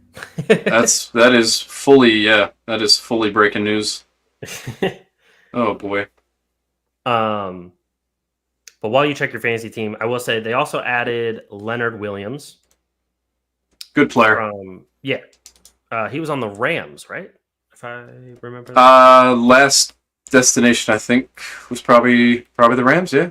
Because he started with the Jets. Right. Good old USC boy. Yep. Kind of okay. So he was supposed to be like he got drafted pretty high. Supposed to be like incredible. Yeah, he was drafted 6th overall. Didn't perform with the Jets because they're the Jets. I think the Rams are a good fit for him. It's just they need the interior to be strong again so he can actually do work on the outside. For sure. But I mean, every season he hasn't graded less than 70. So like he's very solid throughout. Yeah, he's consistent. Like he's a good player. Like it is a good signing. And his pass rush is very nice. I mean, like his run defense isn't terrible, but his pass rush is where he excels the most. Yeah, so that's what he was brought in for. Yeah, 100%. they signed. This one makes me laugh. It's like they brought in Jonathan Hankins. He's 31, so you're like, okay, he'll be okay. Mm-hmm. He'll be fine.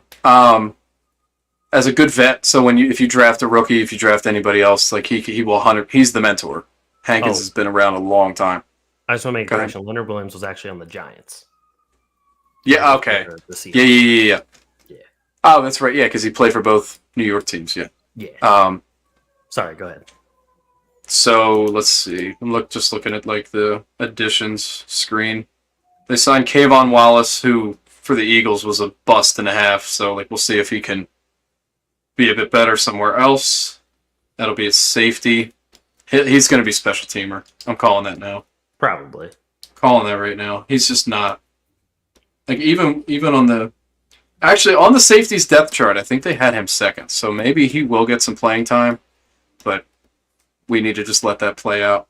I actually see the Seahawks special teams was tied for second last year. Yeah, their special teams was really, really, really, really good.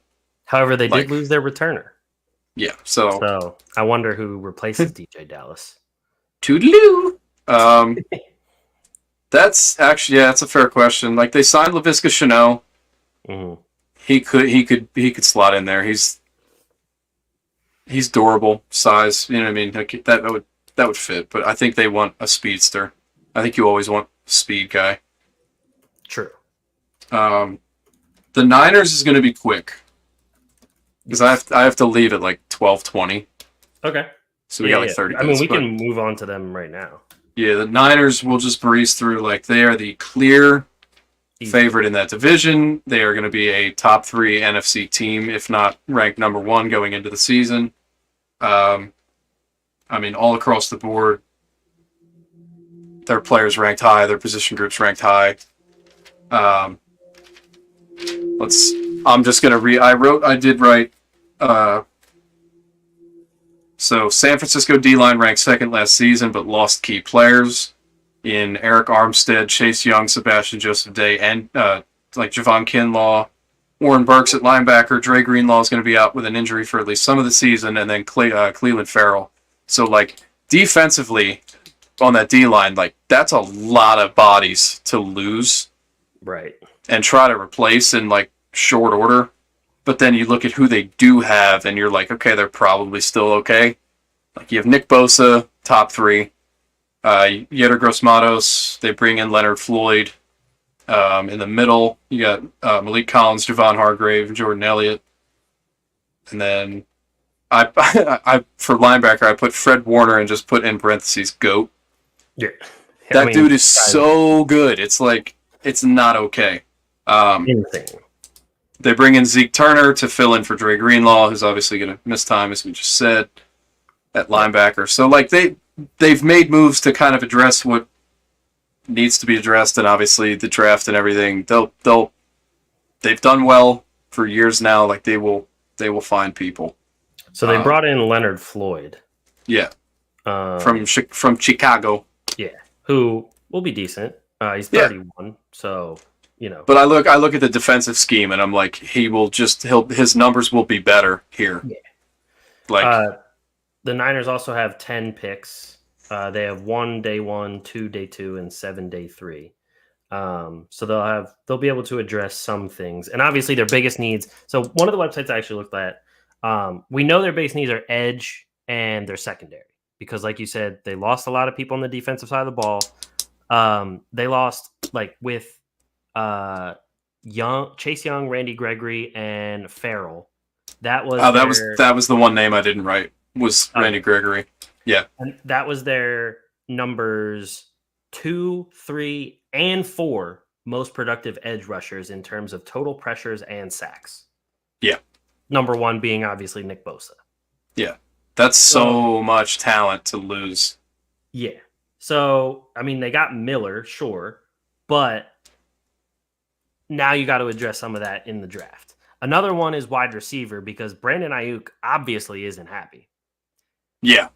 And you're not going to have the money to be able to pay Debo, Ayuk, and then pay McCaffrey? Purdy. Purdy. You're not going to have the money to pay all of them once Purdy's contract is ready to be extended. Yeah. So probably should draft a wide receiver at some point to see if it works out. And then, the secondary, because Gibson, free agent, Hufanga recovering from ACL injury. They lost the backup Logan Ryan. And so according to this site, Fantasy Life, this is the 8th cheapest group of safeties in terms of current 2024 financial money. Okay. So probably should throw in some secondary help in there too. But with all that being said, they were the number 1 offense and number 2 defense last year. Yep. So and I mean, but it is going to look different, and I'm sure they know that. We know that. I just wrote a full thing here. I just said the obvious winners of the NFC West are the San Francisco 49ers, with second place a toss-up between the Rams and Seahawks. And next to Seahawks, I put depending on injuries and draft success. Cardinals have years of rebuilding before becoming truly competitive. Kyler will receive help from the draft, but even if that isn't if even that isn't enough for him to shine, his time will be up. Matt Stafford continues to be elite with a very solid receiving core around him. They need O-line and defense. The Seahawks have a solid offense, but severely lacking on defense. The draft needs to give them solid players. They can be impactful rookies. Hopeful for some surprises in this division, but expecting a specific outcome. Agreed. I think if I was forced to guess, I would probably put it just Niners, Rams, Seahawks, Cardinals. Yeah, and that's exactly what I had to, because it's just based on what they have right now and what we've seen in recent years and just trends and whatever. That's just what it looks like, and I don't think I don't see that changing. But injuries happen. Like if Purdy gets hurt, everything changes. Absolutely immediately, because it's great, right? That okay, so let me just remind myself. Yeah, their backup is Josh Dobbs. Yeah. Loved what he was able to do last year, bouncing around and playing well for some teams, but you're not gonna win that division with him, I don't think. I agree. So, all right. So with that being said, do you want to AFC time? AFC West? Yeah. All right. All right. I can close one of the full browser things. Hooray! Goodbye. I will just say we could start with who I think is obviously going to be last. And that would be the Denver Broncos. I mean, they don't have. Yes, sir. No, I had so much fun writing down their depth chart. Yeah. Because I was just literally like, who the fuck are all of these people? When I look at their roster, the only 2 names that jump off the page. I don't even want to say jump off the page. Well, Pat Surtain jumps off the page. He's the only one that jumps off the page to me. Outside of him, I like Sutton. He's decent. I think Marvin Mims could be decent. They signed Josh Reynolds, right? Which is but it's literally they just have a wide receiver room of this, right? There's not, and to think about it too, it's okay, so you released Russell Wilson. You just doomed your cap for this year and probably the year after that. Oh, for sure. So that's fucked. Then you're we have a number 1 receiver on a depth chart in Jerry Jeudy, but because we suck at everything, we'll trade him. Tight end, they're actually okay. I like Trotman. I like Dulcich as a duo. They can that. Don't get a tight end. You'll be fine on that. Their O-line was actually not. I don't think it was that catastrophic. I don't know if you can confirm that. I actually think they were okay. I can check. But obviously in that division, you need a hell of a lot better than just okay at every position group. And then Loss-wise, obviously, they lost Justin Simmons and their starting center, Lloyd Cushenberry. So, Love that name. All-time name. The best. Yeah, looking at their offensive line, some of these guys, they got pretty high grades. I mean, Ben Powers, I knew from Baltimore. He was always solid. He ranked 30th of 79. Quinn Mainers, the guard, he ranked 3rd of 79. He had an 83.7 grade. But that's why it's like they're this weird team, right? That if they draft the right rookie QB, and they bring in wide receivers, then they're like instantly a lot like so much better. Like the leap would be like Houston's, like if they coach it right. But I don't like Sean Payton, so I don't think they will. I used to like him, but anymore I feel like he's one of those crotchety old guys that like. Well, but I even look back too. There were scandals in New Orleans multiple times, and Drew Brees absolutely carried his ass. I'm sorry. Oh, hell yeah. Like it's one of those situations. So I will just say McGlinchey, not that bad. 39th of 81 as a tackle. Garrett Bowles, 19th of 81 as a tackle as well. So yeah. So they have a solid O-line, which is like, as far as offense, like that's where you start. Right. 100%. Portland Sutton was actually a very good producer last year. Yeah. He's a beast. It's just feeding the beast, and they have not been able to do that. Defensively, games last year. Defensively, I'll literally just say they ranked like 31st. I mean, after that Dolphins game, yeah, and then you release Justin Simmons, who was like one of your best players, and then Patrick Surtain is on the trade block, and everybody knows it, and he's like top 5 CBs in the entire NFL. So it's like if he's gone, you were already like the worst, and now you're about to just solidify that. A lot of the things I looked at, the Denver's biggest needs. Obviously, we know quarterback. That's probably going to be their first round pick. Yeah, and then defensive line and cornerback. I mean, yeah, I agree. It sucks that they re-sign PJ Locke, or did he leave? I can tell you in a sec. Hold on. Because PJ Locke was a decent, not saying he's amazing, but he was something. Actually, I could see what he got graded wise too, because I didn't think he was that bad. They re-signed him. Okay, he was ranked 60th of 95 last year. I thought he was better than that, but. No, their whole defense was just so bad. Like I don't think it could be helped. You know what I mean? Like, right. All right. Is it Chargers time? Yep. This is one I was actually like really looking forward to, because, God, I don't remember in my life a team moving this many fucking people. Especially one that didn't. I feel like they didn't need an overhaul. They just needed a few pieces in different places. Well, they got caught in a cap disaster. True. And it literally, like, this is what happens. They had guys signed to contracts that told the world we're trying to win right now, and they didn't win.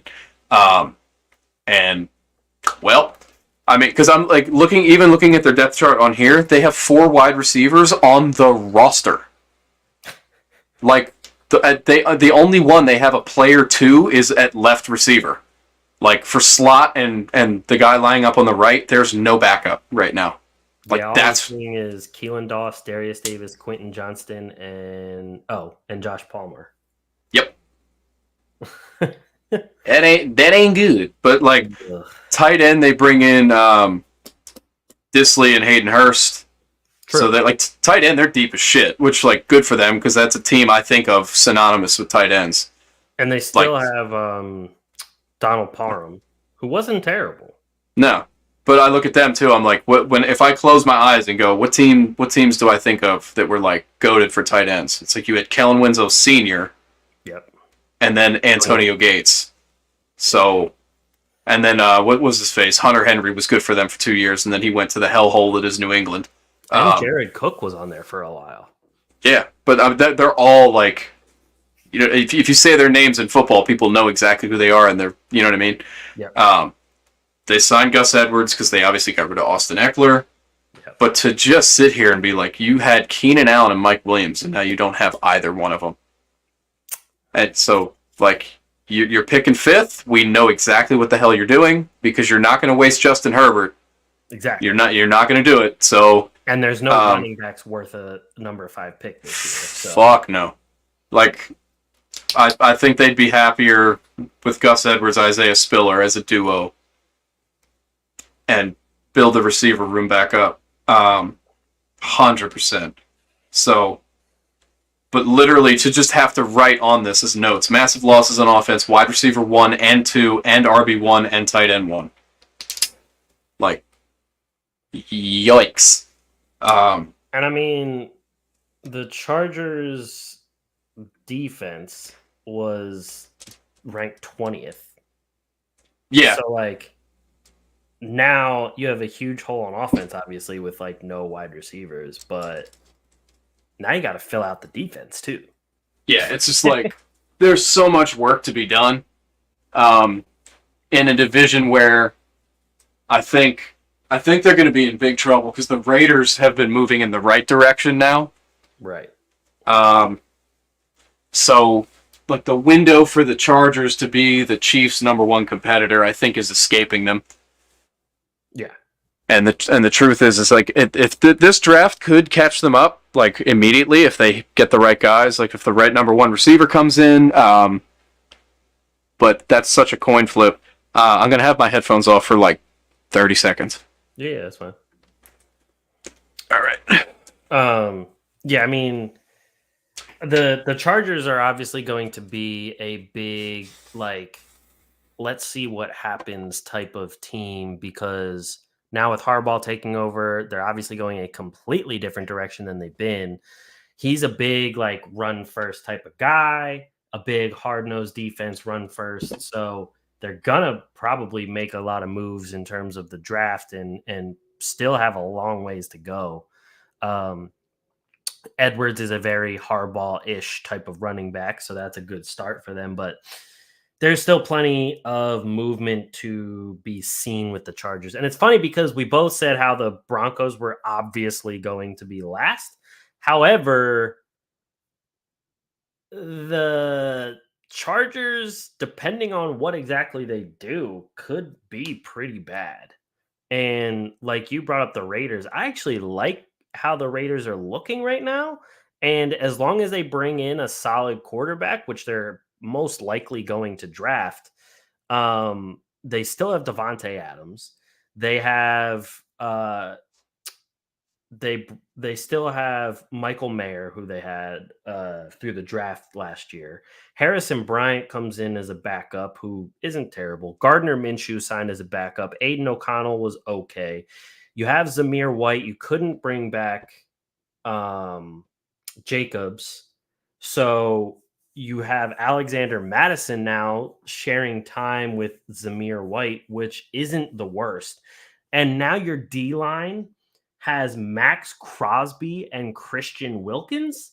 Like, honestly, I don't want to go up against the Raiders D-line at all as an opposing team. Max Crosby, Christian Wilkins, Tyree Wilson, and I mean, Malcolm Kuntz is decent, but like going up against them for an entire game, Max Crosby was already wreaking havoc and everything. So throwing Christian Wilkins in the mix is crazy. Along with, I like Spillane, I like Diablo. Jack Jones is going to probably be serviceable. So the rest of it is really just the defensive, the secondary. So, and that's another thing that can probably be addressed when it comes to the draft.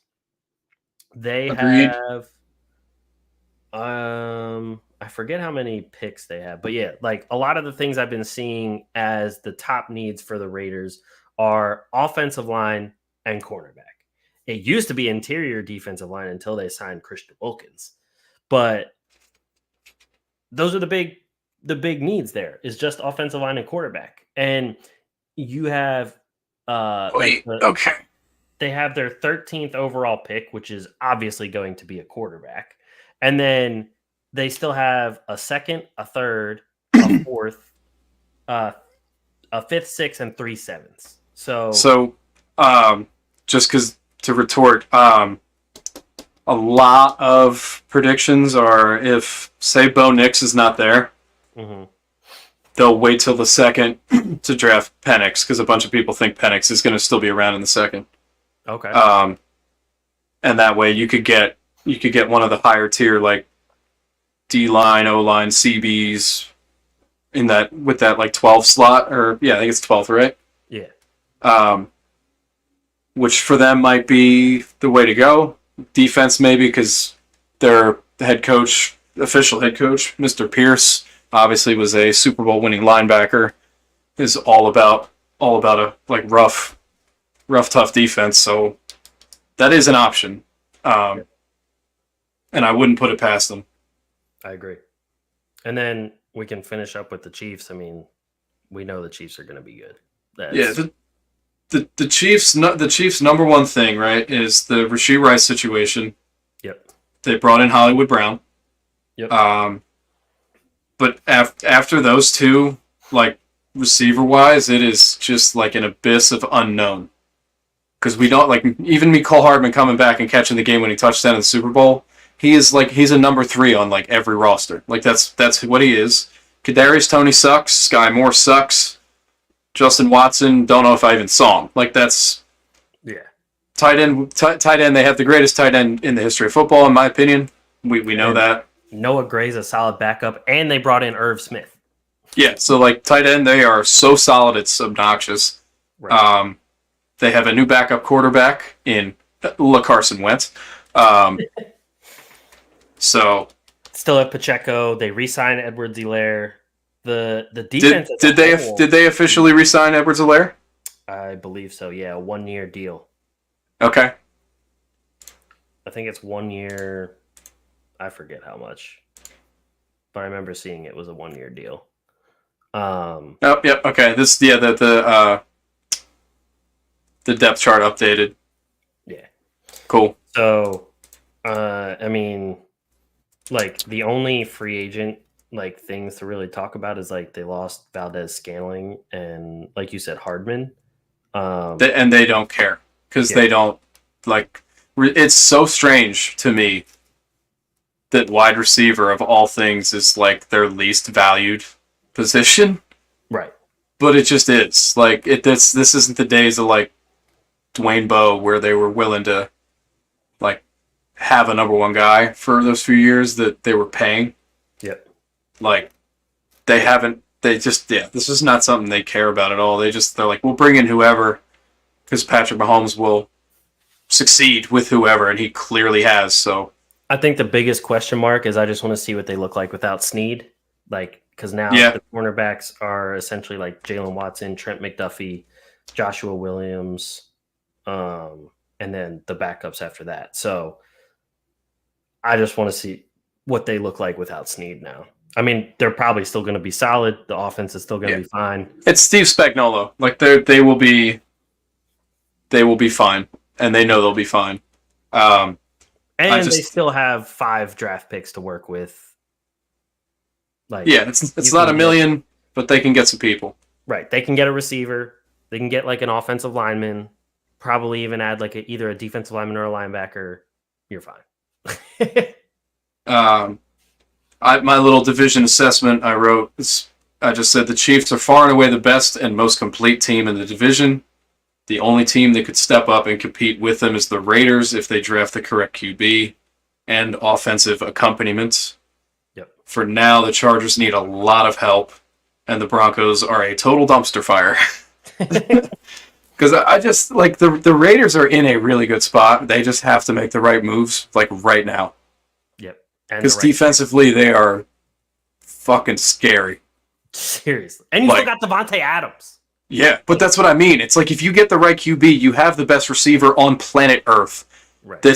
He's been in a cocoon kind of reevaluating and re-evolving because we've seen what this dude is. It's like he is Justin Jefferson before Justin Jefferson. Exactly. Period. Like he is Yeah, he's such a he's nuts.